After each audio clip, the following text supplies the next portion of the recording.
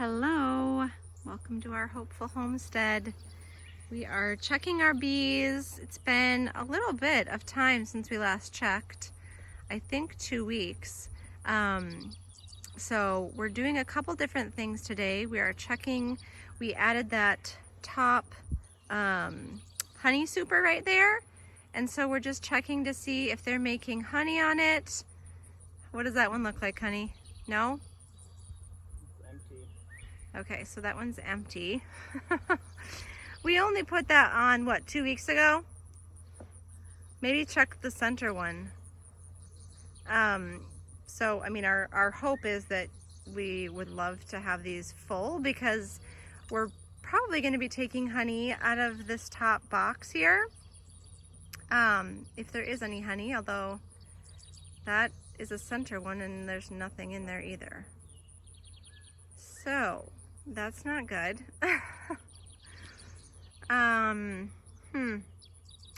Interesting. Well, it'll be interesting to see what's going on in the hive then, because they're not making honey for us. We're going to add, you can see that little box there on the ground, we're going to add a beetle trap today. Maybe the beetle are eating the honey, I don't know. The beetles. So there's hive beetles, they're called, and we've noticed that there were a couple in there, and the bees, you know, they obviously don't want the hive beetles in there, so they'll try to kick them out. But we want to help them along, and so that trap, there's kind of like a mesh over the top, you can kind of see, and then underneath that is like a slide out black tray, and we put mineral oil inside of it so that the bees will kick the hive beetles out. We're going to put that in the bottom there. The bees will kick the hive beetles out, they'll fall into the mineral oil, and they'll drown and die.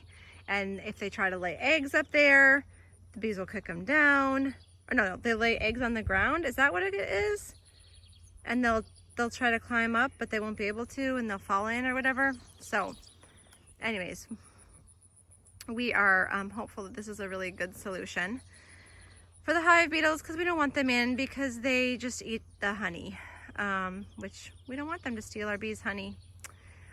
So now Adam's looking in these bottom 2 boxes, which these bottom 2 boxes are mostly full of like their brood, so their babies, and then capped honey is what we're hoping. They're getting their capped honey for the winter for themselves. What is that full of, honey? It's just comb right now. They've built it out with comb. Well, that's been in there for a long time, right? Yeah, but this is the edge. This is the end frame. Yeah, but okay. Well, I would have thought that they would have put more stuff in there, but who knows what they're doing. They're on their own timetable. How many are you going to check in there? Just going to check a couple. So Adam's going to check just a couple in here, maybe more towards the center, huh? So it is a beautiful day out here.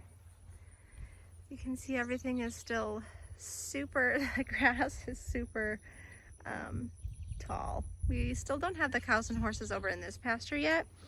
You can see there's lots of clover for them to eat still, so they are still making honey, and they will until, you know, there's no more flowers and stuff for them to eat. But yeah, they should have plenty of food. Oh, you can see that one. I don't know if you could see that, but from here I can see it's super shiny. See all that shininess full of honey? That bottom part is all shiny honey. Is the top part capped honey? That's capped honey. Okay, so you can see the top part of that was kind of a different color. That's capped honey. And then that bottom part was it wasn't quite capped yet. And what we were learning is that capped honey is ready for us to harvest. It's the right amount of like, what is that called, honey? The moisture, yeah. It's got the right moisture content because you don't want the honey to ferment. So then they cap it, it's the right moisture. And so we could take that honey. I mean, we're not going to take that honey because that's in their bottom 2 boxes, and so, you know, we don't need to take that. That's for them to have for the winter.